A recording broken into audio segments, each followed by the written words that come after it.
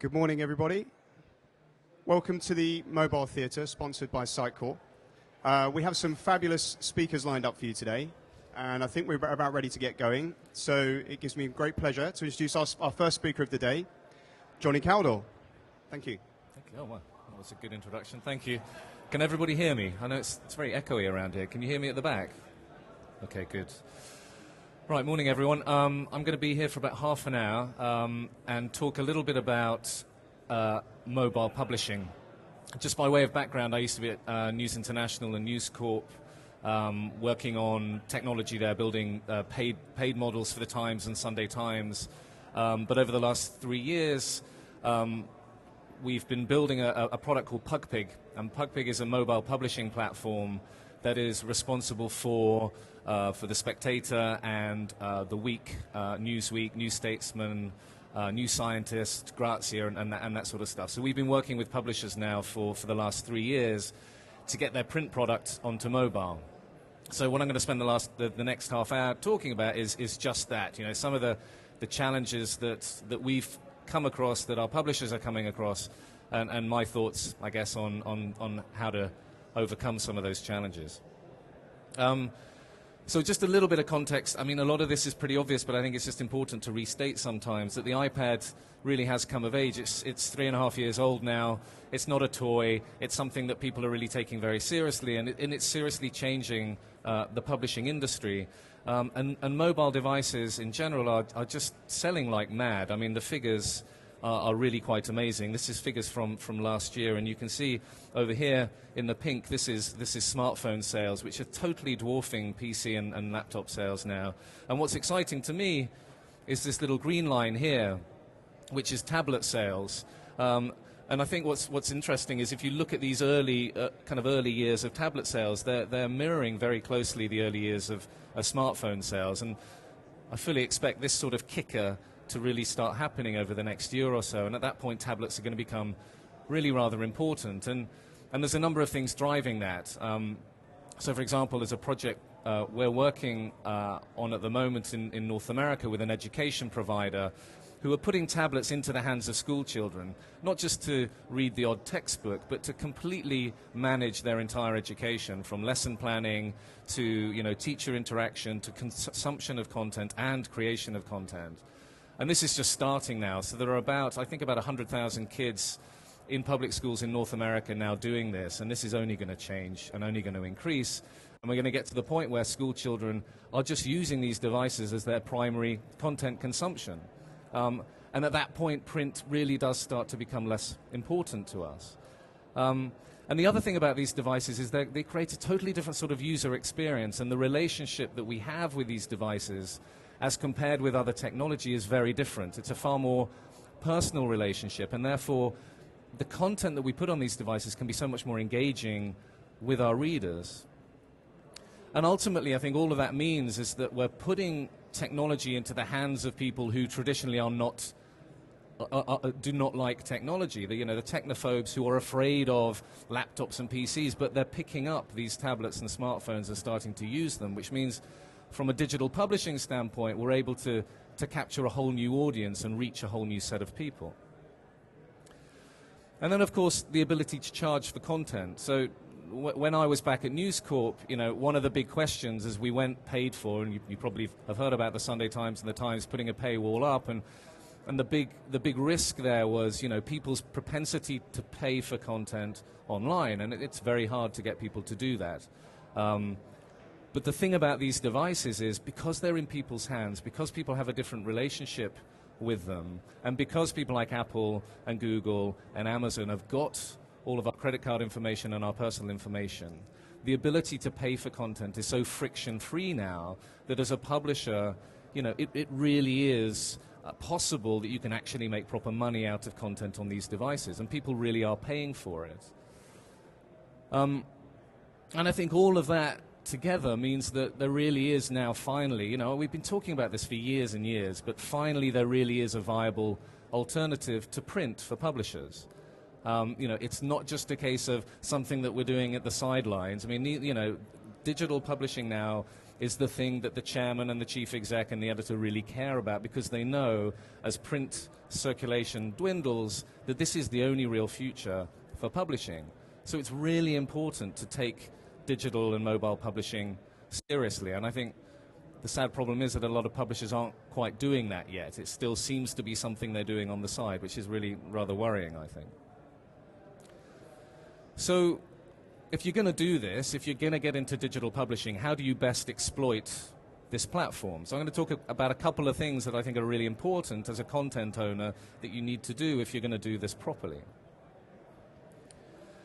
So first of all, as far as I'm concerned, death to the PDF. For those of you who are kind of unfamiliar with what I'm talking about here, I think it's the lazy and unfortunately fairly typical approach a lot of people are taking to digital publishing, which is effectively taking the byproduct of a print workflow, which is a PDF which you send to the printer, and just sticking it onto one of these devices.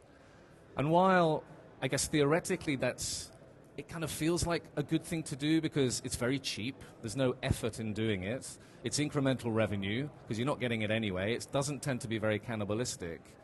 But it's, number one, a horrible user experience, and number two, far more importantly, all it's doing is delaying you from properly investing in a real product that actually works on this device and gives your readers something that they want. And I'll just give you a very quick example. I mean, I'm sure you've seen these 100 times before, but anyway.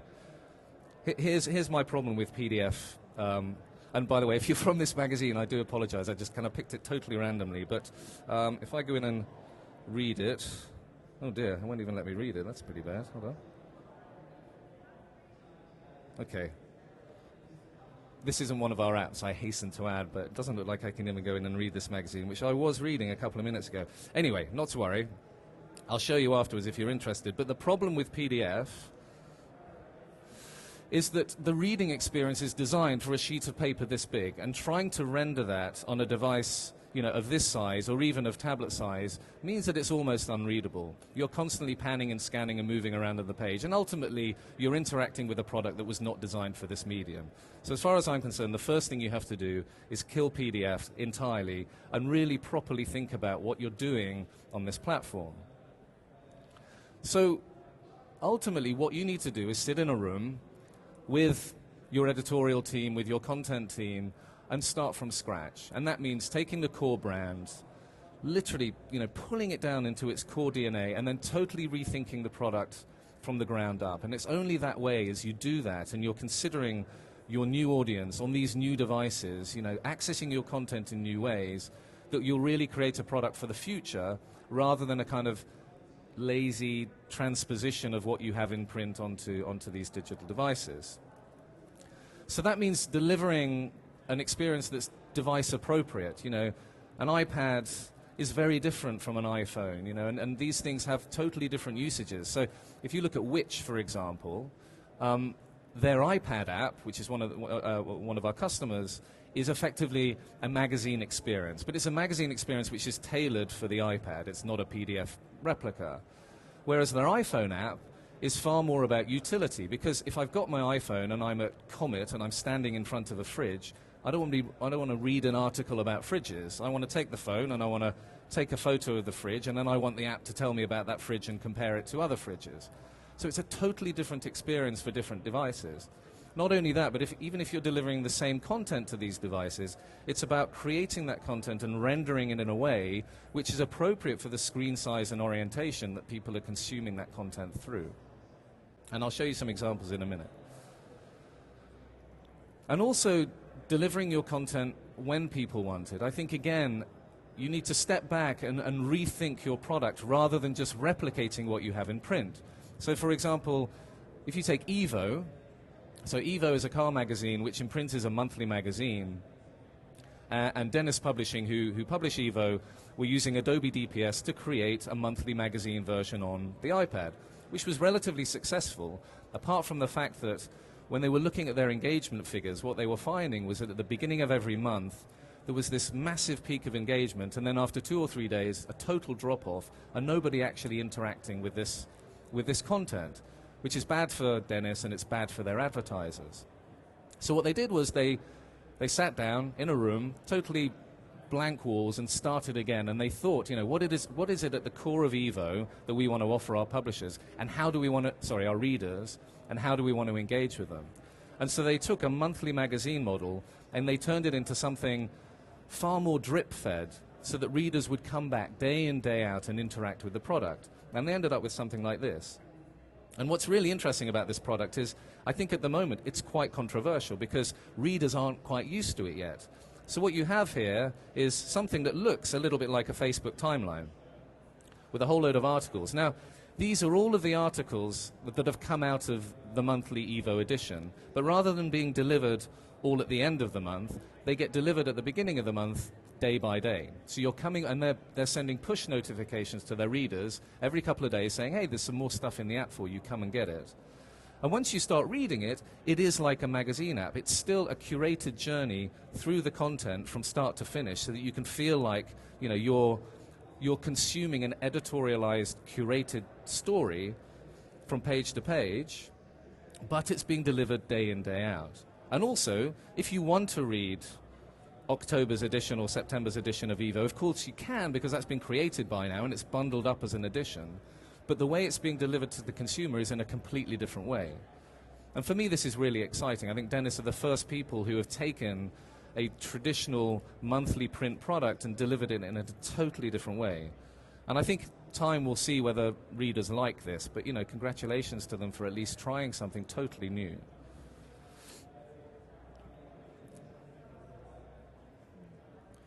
So,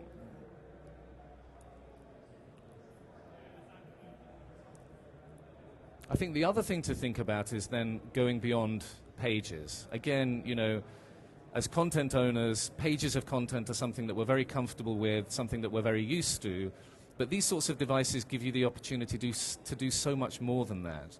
And we're starting to get really excited now about something called Things, which is effectively just saying, well, look, let's go into the page and start thinking about stuff that we can pull out of the page that readers can interact with, can transact with, can share, and get more information about. And I guess the most obvious version of that is product, right? So if you've got a fashion magazine, you've got a whole load of products in there, pull the product out of the out of the magazine, pull them out of the pages, and let people interact with them. So if we take a look at something like Grazia, for example, what we've done here is, this is Grazia on the iPad, as you can see. And as I go through the pages, I have normal editorial content, but then where there is, sorry, my fingers are not working here, there we go.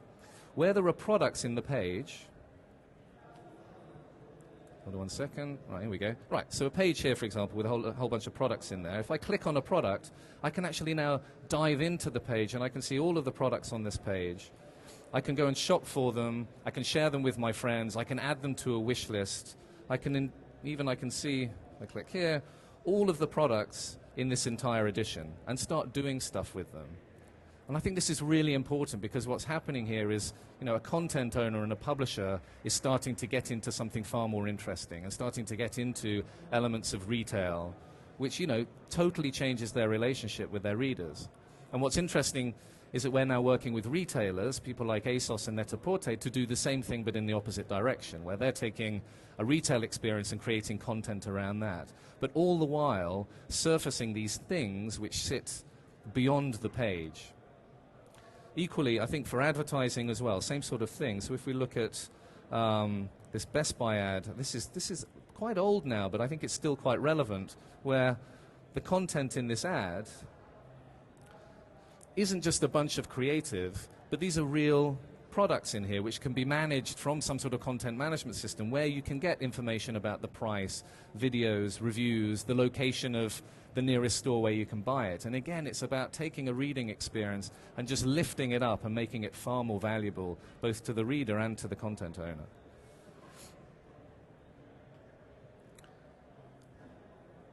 Okay. And then there's a couple of other things you need to think about. So, let's say you're in this new world and you're creating this product now which is beyond the printed page. You've got all these things that you're managing and offering to your consumers. And of course, you're getting across all of these different devices, right? So you're on 10 different tablets and 15 different smartphones. how do you do that without killing your editorial team? And I think this is really important that you start thinking about things like responsive design, right? So this is about taking pages that, rather than being pixel perfect pages, which you are painting for every orientation and for every device, and turning that to something far more like responsive HTML, which is a single design which will flow across all of your different devices. And I'll give you an example of that here, which means that you can create a product with a single editorial workflow which pushes right across all of your devices, rather than every time you add a new device, you're adding another editorial person in order to redesign your page for that device. And this is happening right across the industry right now. So if you take a page like this, for example, it's going to be a bit of clicking around here, I think. Oh, here we go. This is a good one. So this contents page, for example, as you can see, as I move this page around, the elements of the page are reflowing according to the screen size and orientation, right? Now, the beauty of that is, as this page is created by the art director, they just create it once for one device, and then as this page, in fact, I can even show you here. This is a bit of a risk, but I'm going to try it. Hold on. I'm just going to show you on my phone exactly that same page. Hopefully it'll pop up in a minute. There we go. Right, where's Grazia? There we go, down at the bottom. So if I go into exactly the same app, the same edition, and then I go into that same page, you can see here, rather than having a 4-column grid, we've got a 2-column grid. And that's all about responsive design. The same if I go into a page of content, and this is the big difference, I think, between this sort of approach and the PDF approach. I don't know if you remember that page on the iPad, but this was a 2-column grid again. And rather than just taking that and kind of stupidly shrinking it, which would mean the whole thing would become unintelligible and illegible, all we do is we simply scale the page, go from 2-column to 1-column, and we've got slightly narrower columns, but the text is totally legible.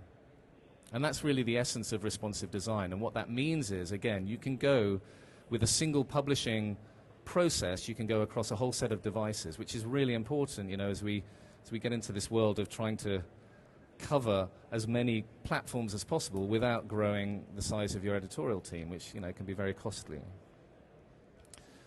Right. And then I guess the other thing that's really important is doing all of this stuff, again, in the context of a world where, if we're really honest with ourselves, right, for mass media, print workflows are going to become less and less important. And ultimately, they're going to go, right, for a lot of media titles. And we're seeing it already, actually, with a lot of the publishers we work with, print products becoming digital only. And it's only going to increase. Now, if that's the case and you believe that, then you can't build your digital future on the back of a print workflow, because you're going to be hosed in a matter of years. So as you think about, you know, how you're publishing, you have to think about a digital-first strategy and a content-first strategy, rather than just simply taking a byproduct of a print process, because you're going to be buggered at some point. Okay, so all that's well and good, right? You can build this fantastic product based on whatever you believe your customer needs, but how do you know what it is your customer actually needs? Well, it's really, really hard, I think, and this, I've probably been talking about this diagram for a year now, but I think it's really important that as you're building a product, there are a whole load of forces at play, which I think are quite important, and hopefully this will help illustrate it a little bit. So you've got on the left here what you deliver. So in other words, what you're building into your product. Over here on the right, you've got what your consumers are asking for. And at the bottom, you've got what they really need. And clearly, there's always a delta between what people ask for and what they actually need. And there's all sorts of kind of interesting stuff that happens as these areas intersect. So I guess the easy one is in the middle, right? They're asking for something, they need it, you give it to them, everyone's happy, expectations are met. Probably a good idea to make that area as big as you can. Then we've got the really great one over here, which is they're not asking for it, you deliver it anyway, turns out they needed it, and that's, you know, that's delight, that's expectation exceeded. That's what Apple, I guess, used to do a few years ago, where they'd give you something, and you're like, oh, well, that's pretty cool, and then suddenly you need it. It's like a drug, right? And that eventually kind of comes over here, because once they realize they need it, then they start asking for it, and it gets back to kind of meeting people's expectations. But it's a really important and a really great to be. Then you've got the kind of scary ones. So over here, of course, you need to really, really avoid, which is people are asking for something because they need it and you're not delivering it. And clearly that's not going to be a good thing. And that's an obvious one, and probably one that you can navigate quite easily. Much harder is this one down here, which is people aren't asking for things, or they're not asking for this thing in particular. Turns out they need it, you don't deliver it, and ultimately that's going to cause a real problem. So you need to be aware of this one, but it's almost impossible to kind of to deal with. So you've also almost got to kind of tackle that when it actually appears. And then these top two, which I think are really common and really important to manage. This one is people asking for stuff that they don't need, and you being clever enough not to deliver it. And this is about knowing when to listen and when to actually ignore what people are telling you. So this is a really good place to be, but again, it's really hard to kind of get in there. And then this one, which I think is the biggest risk to every project I've ever been on, which is they're not asking for it, they don't need it, but there's someone, somewhere, right, in your stakeholder group or wherever who's absolutely convinced that this is an absolute requirement before you can put this product live. And this happens all the time. And the risk there, of course, is wasted everything, right? Wasted money, wasted effort, wasted time, wasted management, attention, wasted focus. And it's so important that you minimize that area, because otherwise you can really bugger up an entire project. And we've had many examples of this where we're delivering a product, there's a list as long as your arm of things that this product has to do, but thank goodness, because of time scale, constraints and cost constraints, you take, you kind of pare the list down. You say, right, you're going to get this minimum viable product, and all these other features we'll think about after launch. And the minute you launch, that list will completely change. Half of the things will just disappear, and there'll be another whole load of things that will come into that list. So it's so important to keep out of that area. And I think ultimately, all of this really says that you don't know what people want, actually. And the only way to deal with this whole thing is just get stuff out there quickly, get it out there, get something that's stable, of course, and that is a good basic core product, but then just get it out there, get it tested, get user feedback, and then start iterating. And that's so important. And I think from an investment standpoint, what that means is, as you set out your project, don't scope it around launch plus another 6 months of investment post-launch so that you can continue to iterate this project. And I think that's a mistake a lot of people make, is they get a bucket of money together and they launch a great product, and then, oh fuck, there's no more money left, and they can't actually do anything with it once it's live. So it's really important to think about the life of your product post-launch. Yeah. So I think I'm wrapping up. If I could leave you, I guess, with 6 things, this is what they would be. I think number 1, if you're going to go digital, do it properly. Totally rethink the product. Don't just simply look at, if it's a magazine, look at your magazine and just go page by page and try and translate each page onto an iPad or a phone. I think that's a horrible thing to do. Start from scratch and build it up from nothing. Deliver content when your consumer wants it rather than when you do traditionally, right? Because if you have a monthly, who knows, maybe your app should be weekly or daily or even by the minute updates. It's whatever makes sense to your consumer on this device. And also deliver it in the way they want it. Again, there's many examples of taking print products to these mobile devices in a, delivering content in a totally different way. That's fine. It still represents the brand, but it's delivering something that the consumer wants rather than your editorial team think they need. And then think about things. So think about not just pages, but about things that those pages can enumerate and that your readers and consumers can interact with in a far more meaningful way than just simply content. Get the product out as early as you can, as I just said, which I think is so important. And lastly, and this is the one that always kind of worries me, is about proper investment. I think far too few publishers today are still willing to spend properly and spend real money on what is very clearly their only future. And I think, the more that we can push boards and senior management in publishers to properly invest in not just the 2 flagship titles out of their 60, but all of their titles, I think the better off we all will be. So that's it. That's what I was going to say. If you've got any questions, please go ahead.